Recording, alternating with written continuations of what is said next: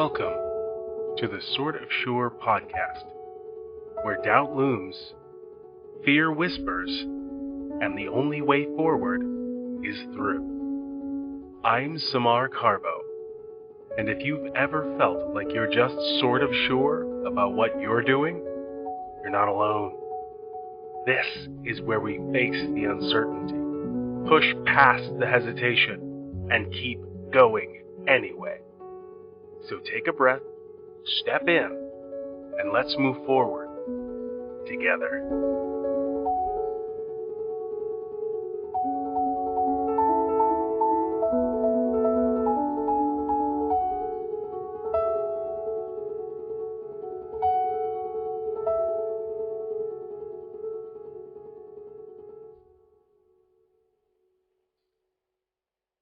Hello and welcome to the Sort of Sure podcast. Like I said in the intro, this is Samar Carbo. I am here to guide you through this conversation. Who we've got today is a real treat. My friend and your soon-to-be friend, Will Ball of Vi Modeling and Talent Agency is here to discuss imposter syndrome with all of you. Let's have ourselves a listen. My name is Will Ball. I am the CEO and the founder of Vi Model and Talent Agency. We are a full-service and SAG franchise modeling and talent agency located in New Jersey. We service the entire Mid-Atlantic region, and we really focus on print and on-camera work. Print work being, cosmetic print, e-commerce, commercial print, and then the on-camera work consisting of film, TV, commercials, industrials, et cetera, et cetera. And ultimately, what we do is connect, act as a liaison of sorts, where we connect our roster of models and actors to various clients, including anybody and everyone, from Apple, Target, Google, Urban Outfitters, to all sorts of, feature films and TV shows, including new ones like Long Right River coming out that's actually taped in Philadelphia and coming out soon on HBO, or Mare of Easttown, or Chicago PD, Law and Order, et cetera, et cetera. So why Vi? Why this kind of work? Yeah, because it's what I love, and I've always done it. I was an actor in my mid to late teens, I should say, and just when I was in college, decided to intern at an agency and just fell in love with it. And since then, have worked at a few different agencies. I moved out to LA, and then I moved back to start my own company, and ultimately started my own company because I just saw some of the, not necessarily pitfalls, but just some of the ways that we could potentially improve.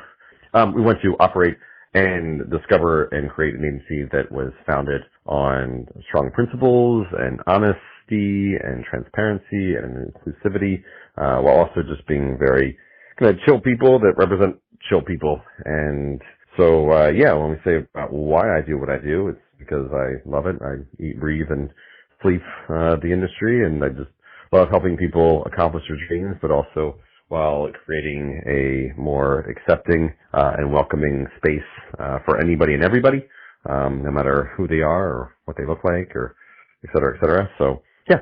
Hearing that, you've got such a almost nonprofit mandate of, this honesty and bringing good things. In fact, you've got good vibes as part of your name. Okay. Where do you come from on that? How does that fit into your personal life? Is that part of that, or has that always been there? Or was it something you came to in the rebrand? For sure. I mean, I think it comes or it's derived from a place of working for many different agencies, some of which were more ethical than others, and seeing some that were in it just for short-term gains, and one that just wanted to make a quick buck off of people's hopes and dreams, and something that I absolutely detest and find quite abhorrent, and just like the worst part of the industry.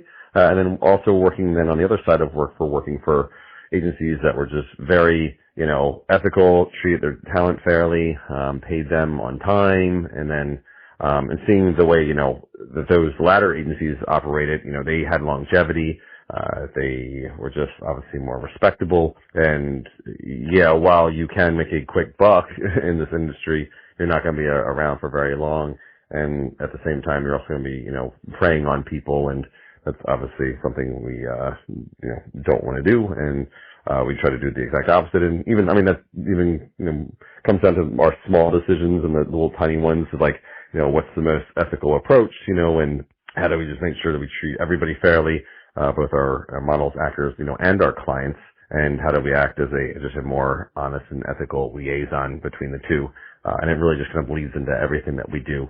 And also we'd like to give back, and we're really, we really pride ourselves on charitable contributions and giving back to the community, and we feel like that's really, really important. And I feel like a lot of the models and actors really care about that too. So, a portion of everything that we make, we donate to a charity of their choosing, and we just feel like that's just just a small little way that we can make a big difference and a real difference in an industry that is, quite frankly, very silly. And we're not doing, brain surgery on a day-to-day basis, but if we can, do our fun little, gigs and then also give back somehow, I think everyone really appreciates that and just respects that, and something we just always want to be mindful of, because it's a luxury to do what we do, and so we just want to make sure that we're also helping those in need. Hey, so I personally see you working your tail off, and I only see a small portion of it. But is there a time that's just,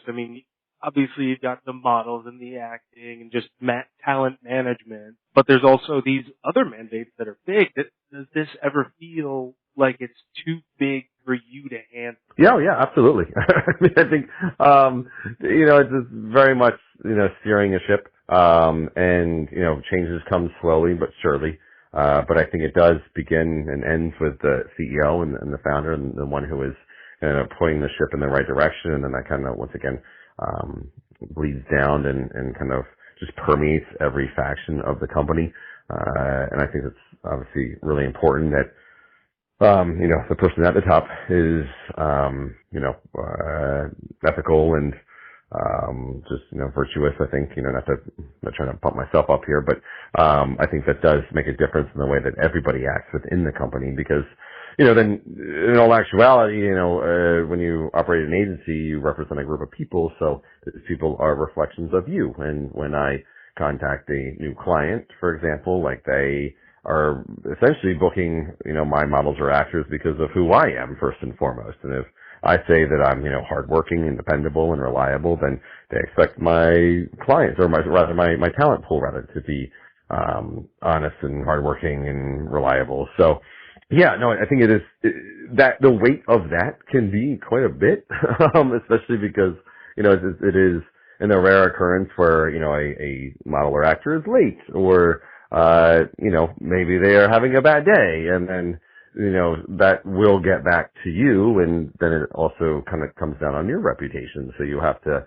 do a lot of, problem solving and just kind of appeasing and trying to make sure that everybody's happy and trying to find solutions, when that occurs. And so, yeah, no, I think that's, it is a lot, especially when there are people involved and you're not really judged on, you are judged on your product, and my product is people, and people tend to be pretty unreliable at times. So, it comes down through a heavy vetting process and, giving people smaller opportunities and then working their way up and, going from there. So you find ways to make sure that you're not kind of getting burnt, but that, it really is a risk, across the board. And it's not 0% no matter who it is or, what booking it might be. So, there's always the potential for things to go wrong. There's people get into car accidents on the way to bookings and things like that. So, there's definitely, I think just being reliable and just responsive is really important. But yeah, no, totally. I definitely feel the weight, and, just kind of part of it, but you surround yourself with, reliable people and good people and people who that have, your best intentions at heart, and then, and aren't selfish, and you kind of share the burden with them. Obviously you're doing it, right? So you have this huge mandate, and it is a lot. But how do you manage the emotional aspect in yourself? Sure. I think that is a huge part of it. I think taking the emotion out of it is the best way to go about that. And I think the best agents that I've worked with have been emotionless, and they see things pretty objectively. You have to, you constantly have to tell yourself, like, this is, objective. If someone does something wrong, usually it's because they didn't mean to. If something goes awry, it's usually some external factors.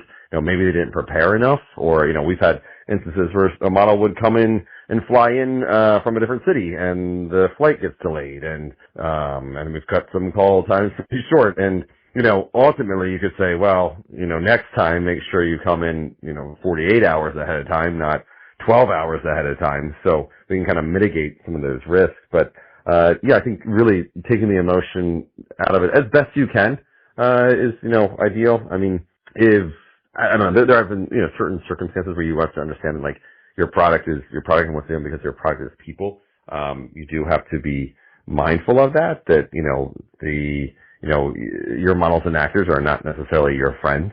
They are professionals as well. So it's important that you don't take things personally, ultimately, and that the people are just trying their best. And because we do something that isn't brain surgery, once again, that people will kind of take it, they might, not see it as seriously as you do. And we have had, some of that, and those people don't last with our agency for very long, but people who come in and they, think it's just a joke, it's, it's just something fun, where for a lot of other people, it's their livelihood, on all sides of it. So, you have to find people who are very serious about what we do and about what they do as well.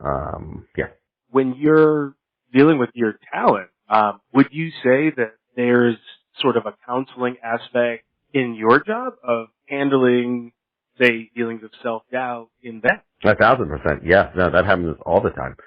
Some of our, honestly, best models and actors are constantly doubting themselves. And I think that's, going into this, I know the main theme was about, doubt and, and how, we view ourselves and insecurities. And I don't think that's necessarily a bad thing. I think that makes people accountable. I think that certainly makes people work harder, including myself. I think it's when you become too prideful, when you become too secure, that's when you mess up. And that's when you stop improving, quite frankly. I kind of equate it to when I was learning how to ride a motorcycle for the first time, and I was so nervous while doing it. And I had a friend of mine say, Will, like, if you're nervous, that's a good thing. That's okay. That means you're not going to make mistakes.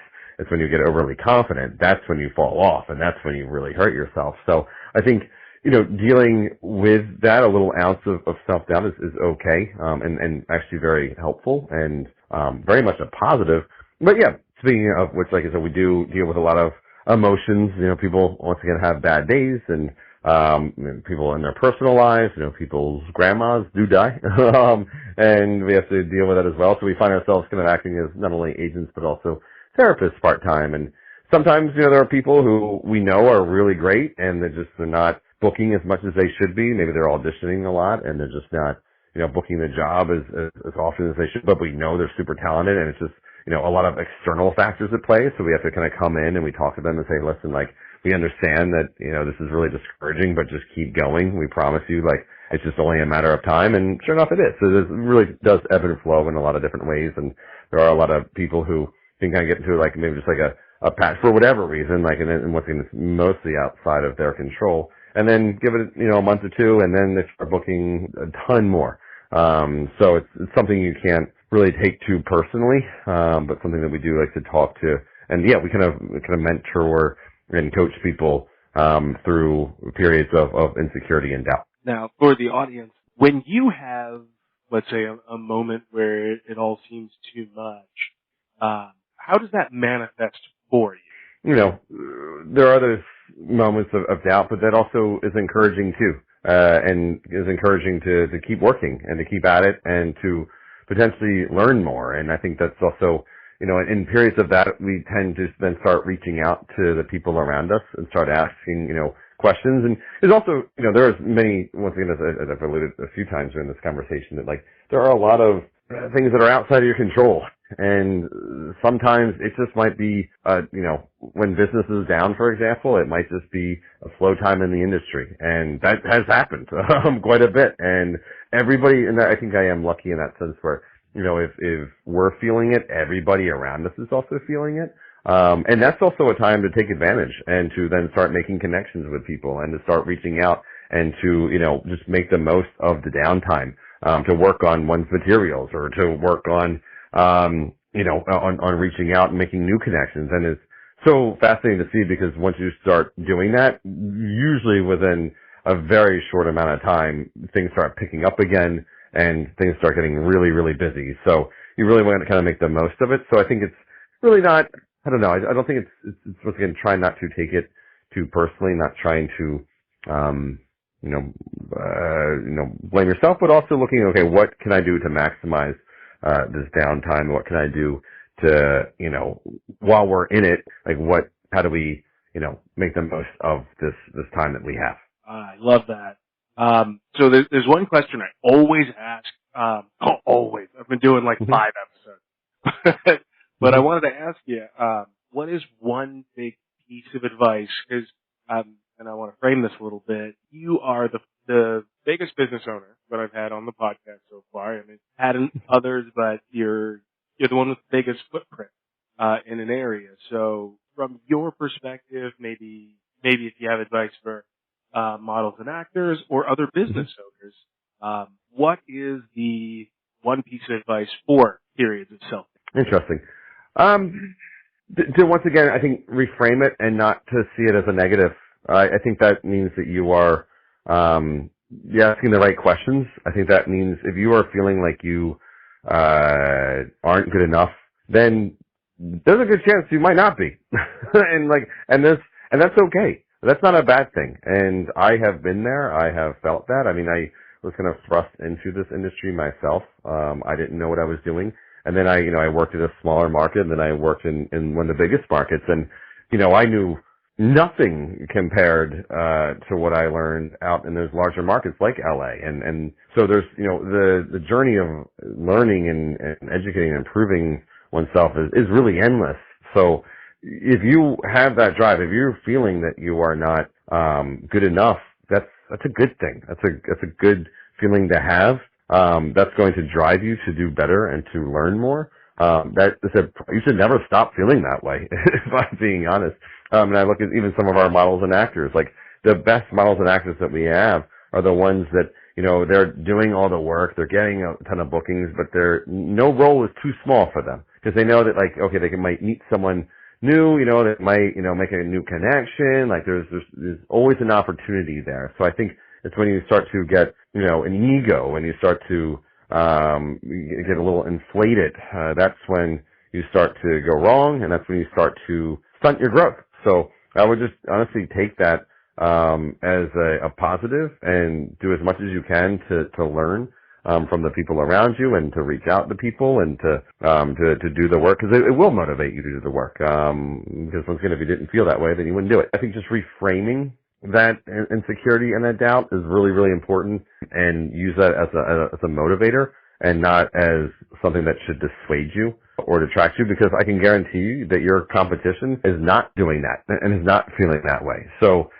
these are all very positive emotions and perspectives to have.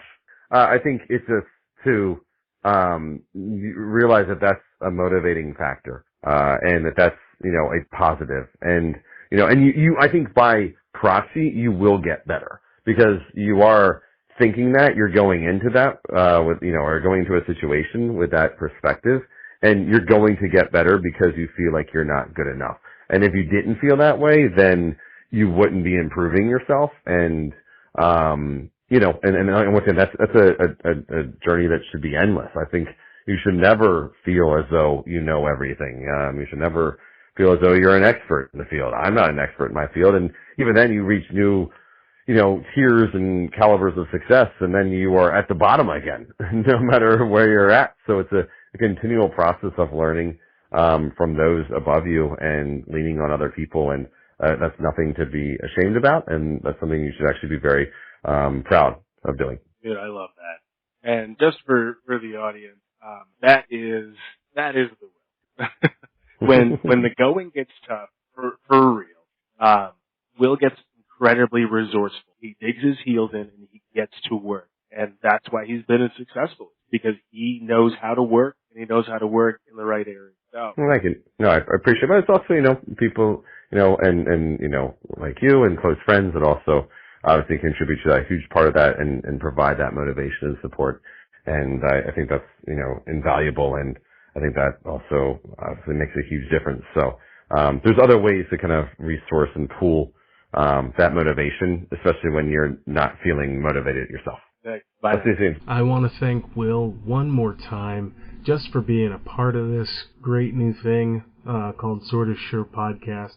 And I want to let everyone know, hey, if you're thinking about getting into modeling or acting or something, Vi is just the place to be. Really and truly, though, I want to highlight one of the things Will said. Hey, if you are feeling imposter syndrome in certain arenas, you're asking the right questions. Look at it as a positive, as a new perspective that I just love, and I think we can all learn a thing or two from. So that's me. If you aren't quite sure, if you want to be a model or something like that, there is a quiz on my website. Go to vi.samarthinks.com. It'll be in the show notes, and you can do that little quiz and figure out if you're ready to move into that realm. But if you are sure, go straight to viagency.com/join, and you'll see all the materials you'll need to get going with Will and his agency, particularly if you are local to the Philadelphia, Delaware, New Jersey, New York City area. Of course, there's no guarantee of getting into the agency, but if you have any interest at all, that's where you go. Check out my one-page masterclass I'll have also in the show notes. You need a line in the sand, you're tired of giving too much at work and at home and losing all your energy as a result, you got no spoons left at the end of the day, you check out that one-page masterclass, and then you talk to me if you need any guidance getting through the steps. If you have a story of imposter syndrome in your work or home life, please feel free to reach out at sortofsurepod@gmail.com. I'd love to hear your story. Later days.